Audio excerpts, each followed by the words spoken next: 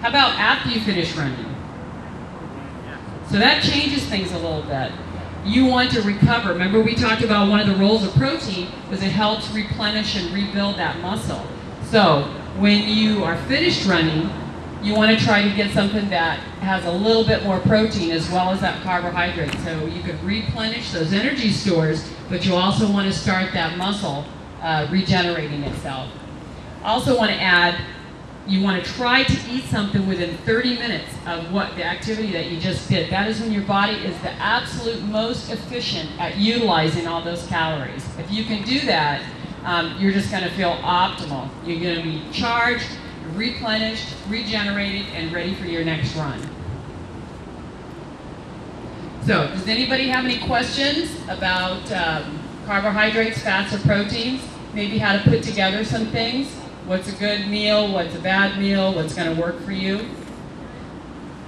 before the marathon, the week before, should we eat pasta like different times to does that help you? You know, I don't know, JR probably has an opinion about this. There used to be something called carbohydrate loading. Everybody had, I think JR probably has a good opinion about that. I think for the average person, if you were to do it correctly, you really have to know what you were doing.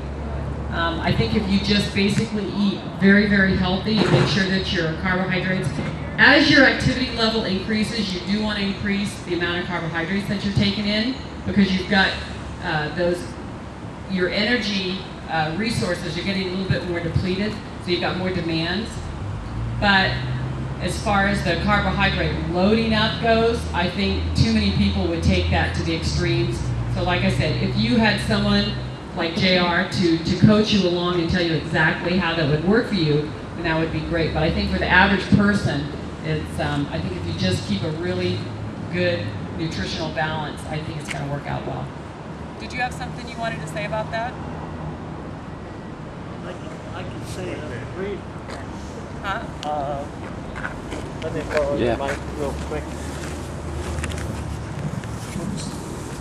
When you're training for a marathon, what you're doing right now, you actually increase your body's ability to store carbohydrates by 44%. So that's really a big number. So as you're training, you're actually storing more within your muscle and your bloodstream and your liver and whatnot, so that you go into the race with a higher level already. What some of the elite runners do is right before, about 3 or 4 days before the race, they deplete their carbohydrates, which means they hold off the breads and the cereals, and so your body starts, you know how you want something real bad? And then right before, then a couple of days before, they load, they add a whole lot more. They may even go out and do a real severe workout, like a 20-minute hard run, which depletes your carbohydrates even more. And then 2 or 3 days before the race, they load, and then they go up, instead of having 100% carbohydrate, they have 145%. The trouble is, with lots of carbohydrates, that also you absorb a lot of water with it, and so you gain about 4 or 5 pounds before the marathon. And it can also mess up your bowel routine. And so that's why, unless you have practiced it, Lisa's right. I wouldn't try this depletion, loading, whatnot, without doing it several times, because you're going to get out there and spend all your time in the porta potties along the course. And believe me, it happens. You see people 10 deep waiting on every porta potty during the marathon because they ate too darn much the night before the marathon.